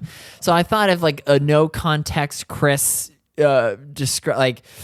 Had you never played Death Stranding, I thought it would have been funny if like you could like cobble together voice lines of you just like describing a game, like airlifting quotes that refer to like gotta get that resin in the case of Death Stranding. I'll throw this out here. I guess slight spoilers for the remaining 2 entries on my list. I played Death Stranding this year. At the time I played it, I was like, oh, it'll definitely make the cut at the end of the year. And it didn't. It slipped off. Unfortunately, I just played too many good games this year. that came as no shock. Yeah, it would have been in the teens. You stacked the deck. Death Stranding would have been in the teens. Well, somewhere. yeah, you didn't play 20 games. Yes, I did. We'll address that on next episode when we check in with my resolution. Okay. All right, good. Hey, let's squeeze it in. My number 2 was Mass Effect 3. Hey! Just because I think, you know what I had done? I think I put Tacoma at number 2 and then Mass Effect 3 at 3rd. Sure. Only to bump Mass Effect 3 up because of the highlights of the Citadel mission. The best it's ever been. The best it's ever been. Mass Effect 3 has some filler. What with like half of the things I had to do on the Presidium docks and all that. Yeah, you make of that what you will. But I won't go into it too much. Mass Effect 3. Yeah, Mass Effect 3 would have had to do something wrong to not be in the top 3. And the things I liked about Mass Effect 3 are the things I'm going to mention in Mass Effect 2. So I'll save that for that. I was curious if a gap was going to exist between them. Silver. Yeah. Very cool. I'm happy to see Mass Effect topping this list. Well, I would have to be broken to not put those games that high. I'm inclined to agree. Yeah. I mean, they are some of my favorite games. Yeah. My number 2 from early this year, it's Doom Eternal. Sure is. When it comes to first-person shooting gameplay, I think this is the best it's ever been. As far as I'm concerned, Doom Eternal is the high watermark for the entire genre. Sitting here 10 months after I started playing this game, I'm still so pleasantly surprised with how intelligent it is, which should be a hilarious statement for anyone who's seen Doom Eternal in motion, because visually this game resembles a complete parody of video game violence. Whatever the kid in GTA 5, Jimmy, he might as well have been playing Doom Eternal on his big screen when they parody like every parent's nightmare of what a video game could be. That's this game. That's what it looks like. But to you, it's 300 IQ chess. Yes, to me, this is video game chess, where Sekiro asks you to internalize attack patterns so that you're able to respond to them with programmatic accuracy. Doom's combat encounters instead challenge you to assemble an algorithm on the fly. The game's deep roster of enemy types each serve a distinct role that demands specific responses to deal with accordingly. Seemingly small changes in the enemy's roster composition can change the entire tone of a fight. And that, coupled with Doom Eternal's best-in-class buttery smooth controls... Buttery smooth? Buttery smooth, dude! Resulted in a game I wanted to continuously return to, with that encounter variety and that impeccable game feel. But that phrase, return to, is the key operating phrase there, because this game's relentless pace all but required me to take frequent breaks. I couldn't, I would have said it would have kept me glued to the screen, but it didn't. It would exhaust me. Since you have many resources to manage, ability cooldowns to keep track of, enemy weaknesses to remember, and positional awareness to maintain, Doom Eternal tested my rapid problem solving and decision making skills every bit as much as it tested my reflexes. At the end of every session, I was more mentally fatigued than I was physically. Doom Eternal was so demanding and engrossing that before I initiated any combat encounter, I'd need to mentally compose myself and get psyched up to put myself through this gauntlet. Wait, yeah. So you're it's like a Dark Souls fog wall, right? Right. And you're just get it together, Chris. Just for every run-of-the-mill fight. Oh my God. Just imagine Chris just wiping his brow and doing the Gatorade bottle from a distance. Precisely. Yeah. If that's not the mark of a brilliantly intense combat system, I don't know what is. Doom Eternal, man, what a game. I played the base game. I played all its DLC. I played its Horde survival mode. Didn't even bring that to the podcast because I figured listeners were fatigued on listening to me talk about this game. I couldn't get enough. id Software, what are you up to next? Give it to me. Yeah. You are. You'll buy it. Hook, line, and sinker. Unless they're coming exclusively to the Switch, you'd be like, I don't know. It's weird. They did bring Doom Eternal to the Switch. They did, I believe, and it runs like tomato soup. I bet they are optimization wizards over there. This is the most well optimized PC game I've ever played. This is the only game I can't make that joke about. They somehow make it work. Doom runs on a toaster. That's right. I'm so dumb. Okay. Hey, my game of the year for 2023 is Mass Effect 2. Yeah. Just because I was going to say it would have been higher if I got to do all the characters the right way. But even then, no, it's a fun discussion thing. What choices you make. I think the game really hits its stride at the Tally legal battle. Oh yeah. Legal defense. And doing all the odds and ends. I meeting Jack is up there and understanding what Samara's whole deal with is, and I bet if I did Morden's whole deal, insert character's name here, whole deal is so engrossing that it's totally worth the price of admission at least. Yeah, if you ever touched Mass Effect 2 and only got as far as the club on Afterlife, or no, Arya Talok's club on Omega. Omega, yep. Yeah, you gotta get off of Omega to really say that you played Mass Effect 2. Yeah, I love learning what I can in the Mass Effect universe, killing Batarians, romancing, insert character here. It's just rich. It's rich. Yeah. I mean, you're preaching to the choir, Heath. I love Mass Effect 2. Like you said, it takes you on more tangents. It's maybe the game in the series with the least coherent through line, but the advantage is it takes you on all these character-focused tangents that are all so good.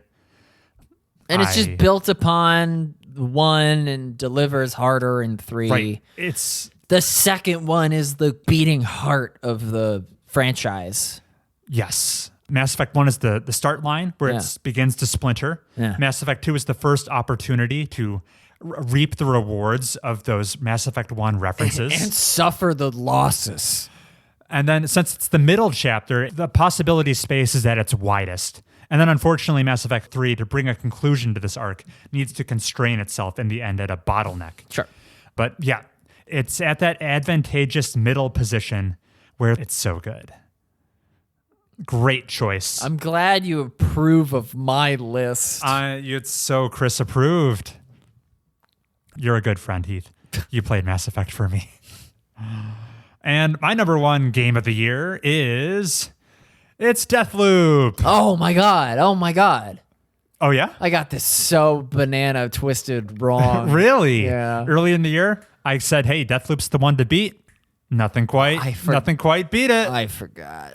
Deathloop's high concept elevator pitch, it grabbed me immediately. While trapped as Colt in an endlessly repeating time loop, you need to orchestrate the perfect assassination plan to eliminate your 8 eccentric targets in a single calendar day in order to break the cycle. While ultimately, the conclusion to Colt's mission in Deathloop isn't without its flaws, I think the incredible 25-hour journey I spent getting to that conclusion more than impressed me to such a degree that here it is, it landed as my number one spot. Black Reef, the setting of the game, was such a visually interesting location to explore, full of Arcane's signature intricate level design. Often, my appreciation for Arcane's levels only really materializes and reaches its true height during my second or even third playthrough, when I finally realized just how many details slipped me by on my initial run.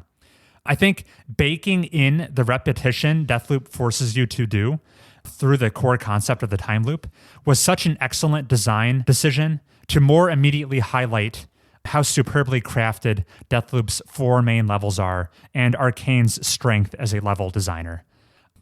But more than that, Deathloop is filled to the brim with interesting ideas that never abate over the course of its runtime. Every step of the way Colt takes towards eliminating his 8 visionary targets contains just an interesting wrinkle.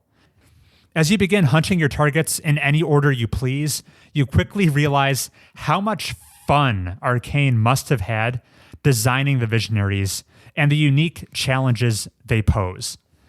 From Wenji, who has dozens of clones that all need to be hunted down to properly eliminate her, to Alexis, who must have played a fair amount of Dishonored 1 because he saw how freaking cool Lady Boyle's last party was, that mission, because he just ripped it off and he's throwing his own masquerade ball that you have to infiltrate and his identity is being concealed and you need to deduce who he is. It's the greatest hit of Arcane games all over again. Well, yeah, okay. Finish what you're trying to say, but I'm going to come back to that. Sure. I'm hammering home all the clever ideas I think Deathloop is chock full of.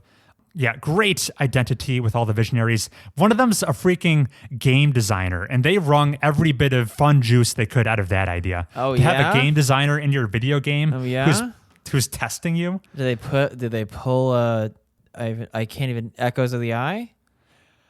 Nothing that cool. Okay. To be fair.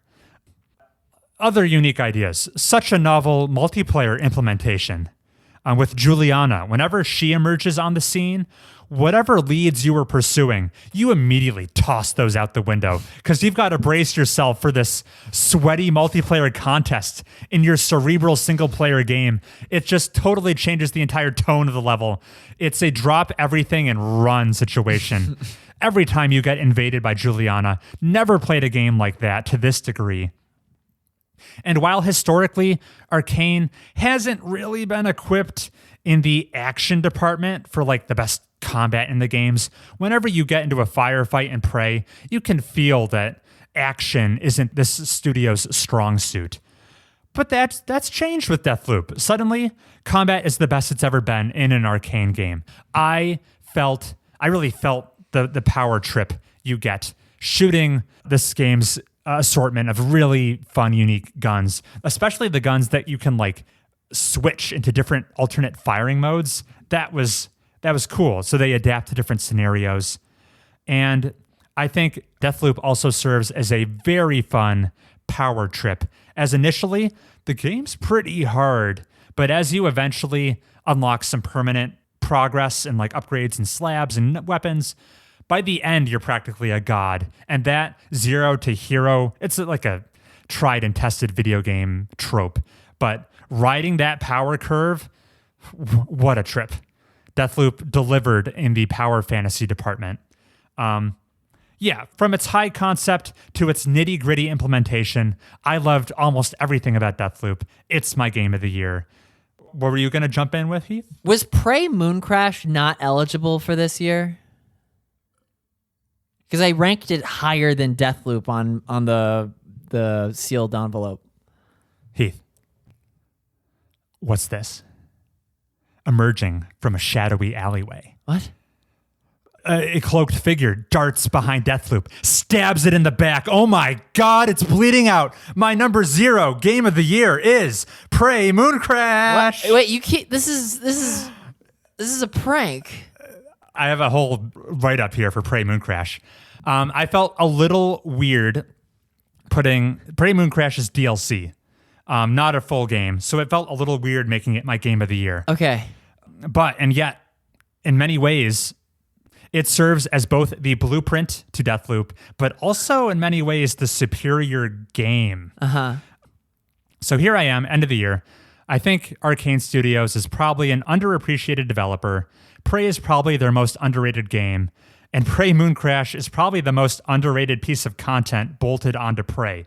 This optional DLC that a fraction of the player base even knows about. Yeah. And yet, it's a design marvel. And I'm part of the problem, Heath. I'm a massive Arcane fan, and it even took me 5 years to come around to finally playing Prey Mooncrash. So I'm not absolved of guilt here. In many ways, Prey Mooncrash is the better designed iteration on this repetitive roguelike idea. It's more systemic. When you load into a level in Deathloop, if it's the same time of day, it's a static level, where Prey Mooncrash has proper environment randomization. And actually, you can chart your path through to solve this escape sequence game, get all 5 of your survivors off the moon in whatever configuration you can imagine. It's more of a sandbox, less of an on-rails experience. It's more properly an immersive sim that way. In conclusion, yeah, I think I put Deathloop as my game of the year. In the moment, I had more fun playing Deathloop, but Prey Mooncrash is the game that's more fun to think about. Oh. It's the more impressively designed game. Where Deathloop, on account of it being a full commercial release, it got that bigger budget. It has the greater environmental variety. It has the better set pieces, the more creative scenarios, the more inventive setting. Where Prey Mooncrash is the smarter older brother. And that's why I felt obligated to mark it as my number 0 this year. Not my game of the year, but in some ways superior to my game of the year. Okay. Okay. When they localize your list in countries that don't understand that, you know how like South Korean birthdays are like a year off? I did not know that. Because you're born. When you're born, you're 1. I think that's what it is. Oh. South Korean fans of the show, right in. Yeah, if for like the localization, Prey Mooncrash on your list is an honorable mention. It's the most honorable of mentions. Oh, this is so confusing. All right, good. Yeah, for all the Mobius Tubes historians, have fun sorting that one out when they try to chronologue what Chris' game of the year was. More chaos than my double power gap. Well, yeah, okay, because I was going to say Deathloop is the best Arcane has ever arcaned. It's not. And the answer is no. No, it's not. Despite you're okay, all right. I just like Arcane that much that even when they don't knock it out of the park, it's still my game of the year. Okay, so I can't be at fault for putting Deathloop at like number 10 on the sealed envelope. Open it up. Wait, where's the envelope? It's under the decorative placemat. Oh my gosh. Yeah, what a good producer I am. The budget that went into this episode. I'd say it's an 8.5 by 11 sheet of paper. All right.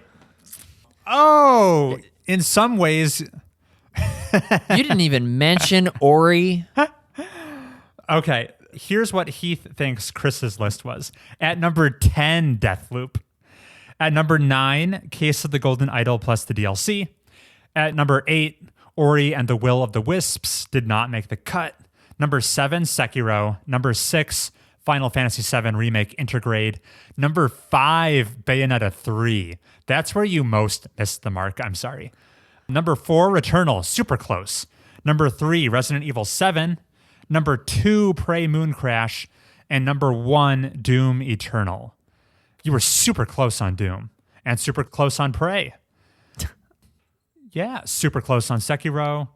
Yeah, you underestimated Deathloop, Case of the Golden Idol. Overestimated Ori and Bayonetta 3. And Returnal, right? Returnal, you put at 4, where I put it at 3. Yeah. Oh, okay, good. So that was close. Ori was in contention for the list. It got eliminated late in the decision-making process. Not what I would have expected. Any other thoughts on this exercise? Well, okay. So it's your game of the year, but it's not the best that Arcane has done. It's not the best Arcane game you've played this year, but it... God, yeah, okay. This is like some real... It's almost like who's on first level of frustration. Yeah, I decided to make things messy this year.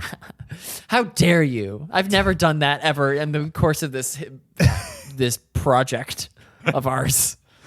Great. Oh, man. That was so much fun. Are you ready to wrap up this podcast? Yes, let's. All right. Our final recording of 2023. Let's sunset it. What will listeners have to look forward to next year, Heath? Well, okay. Should I do my my top 10 list for next year? By all means. What's your top 10 list for next year, Heath? Hold on. These are the developers that sent you that paycheck in the mail, right? Sure did. All right. Well, I'm gonna pad this out a little bit using games that aren't out yet. I think my number.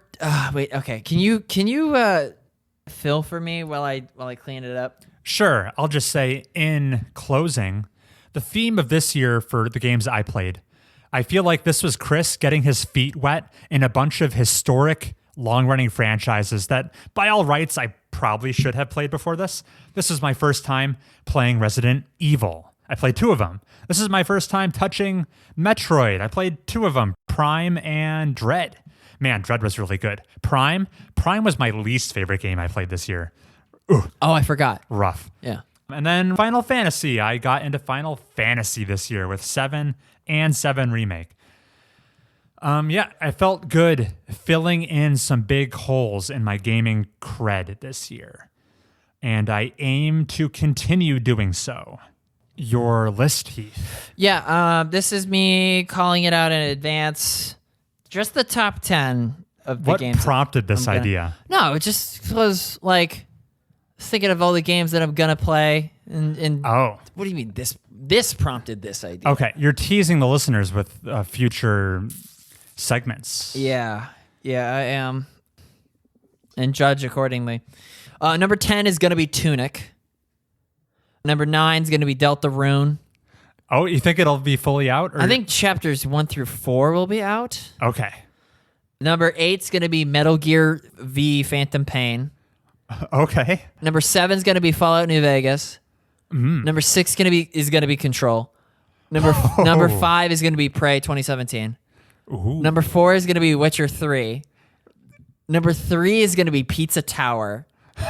Number 2 is going to be Chants of Sonar. Yeah. And then number 1 is going to be Frostpunk 2. I like it. So Deathloop doesn't crack the top 10. Tragically.